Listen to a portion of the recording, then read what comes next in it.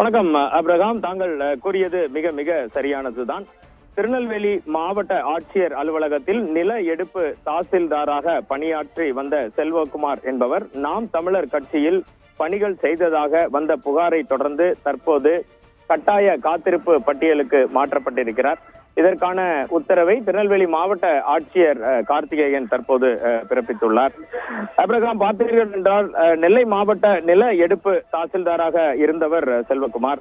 இவர் நாம் தமிழர் கட்சியின் மகளிர் பாசறை ஒருங்கிணைப்பாளரும் திருநெல்வேலி நாடாளுமன்ற தொகுதி சட்டமன்ற தொகுதி நாம் தமிழர் கட்சி வேட்பாளராக இருந்த சத்யா என்பவரது கணவர் ஆவார்.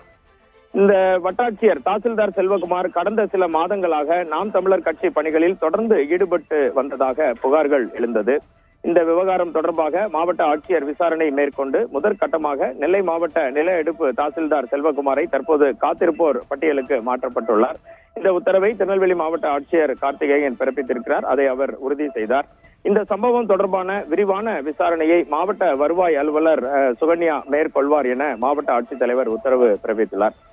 இதில் பார்த்தீர்கள் என்றால் அப்ரஹாம், நேற்று திருநெல்வேலி மாவட்டத்தில் நாம் தமிழர் கட்சியின் ஆய்வு கூட்டம் நடைபெற்றது. இந்த கூட்டத்தில் பார்வின் என்ற இளைஞர் அணி செயலாளர், நாங்குநேரி தொகுதி செயலாளர் சேவியர் என்பவர் அனைவரும் இணைந்து ஒரு 50 பேருக்கும் மேலாக சீமானிடம் கருத்து மோதல்கள் ஏற்பட்டு வாக்குவாதம் ஏற்பட்டு சாட்டை துரைமுருகனுக்கும் இவர்களுக்கும் வாக்குவாதம் ஏற்பட்டு அந்த கூட்டத்தில் இருந்து வெளிநடப்பு செய்தனர். அப்போதே இளைஞரணி செயலாளர் பால்வின் நம்மிடம் பேசும்போது திருமதி சத்யாவின் கணவர் தாசில்தாராக இருக்கும் செல்வகுமார் நாம் தமிழர் கட்சியின் பல்வேறு பணிகளில் ஈடுபட்டு வருவதாகவும் தங்களுக்கு தொடர்ந்து அரசியல் ரீதியான தொந்தரவை நாம் தமிழர் கட்சியில் கொடுத்து வருவதாகவும் தெரிவித்திருந்தார்.